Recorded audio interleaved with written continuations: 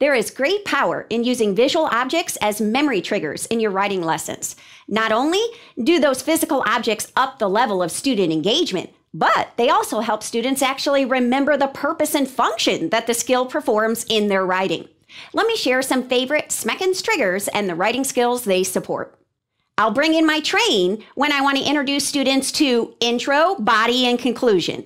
That whenever they write, they need a beginning, like an engine, and they need lots of middle cars, middle sentences and paragraphs, and a caboose, an ending, a conclusion. These 3 train cars help students remember the 3 parts of all good writing. But if I want to teach students to vary their sentence lengths, I bring in something else. Good writers vary the sentence lengths. We all like a little variety in our life, and that's when I compare it to McDonald's French fries. You see, a lot of students always write with short sentences. Well, who only wants 6 fries? That's okay every once in a while for a little snack sentence. But when we're trying to get kids to have more details and more information, that's when we want the regular size fries. And every once in a while, supersize it. Add a compound sentence or a complex sentence or a compound complex sentence. That's supersized. When teaching students to write with sentence length variety, talk about supersizing their sentences. And let me give you one more favorite.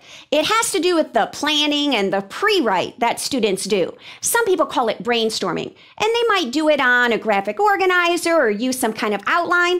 But have you noticed how kids write whole sentences within those? Yeah, that's not what I want. I want just the details, just keywords, phrases. You know, it's like a grocery list of details.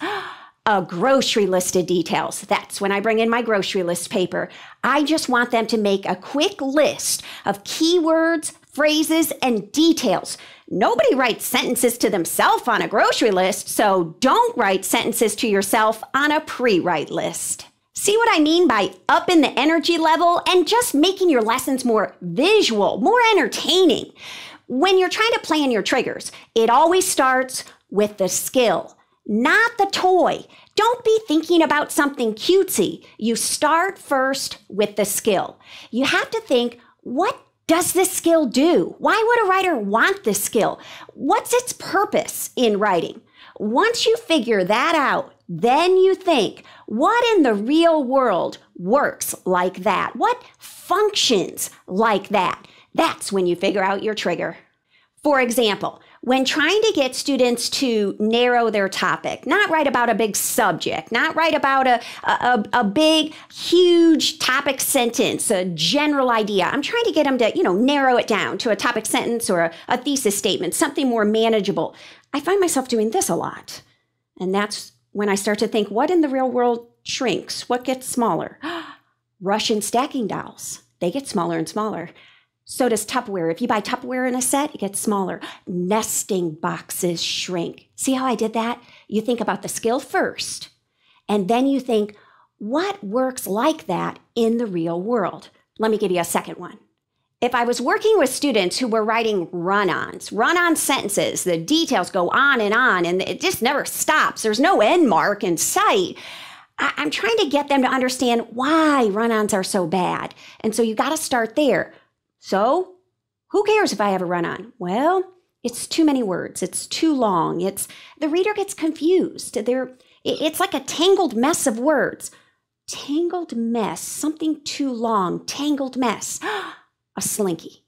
Normally, a slinky is short, medium, long, right? We like to move the slinky, different variety of sentence lengths. That's good. But if you overstretch a slinky, it's a tangled mess and you can't undo it. That's exactly what we're doing to our readers when we write a run-on.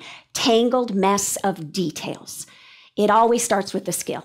And then you think about what works in the real world just like that. Within the print article that corresponds with this video, you can download all of these triggers and several more Smekens triggers that we use to teach key writing skills. Maybe one of them will be useful in an upcoming mini lesson.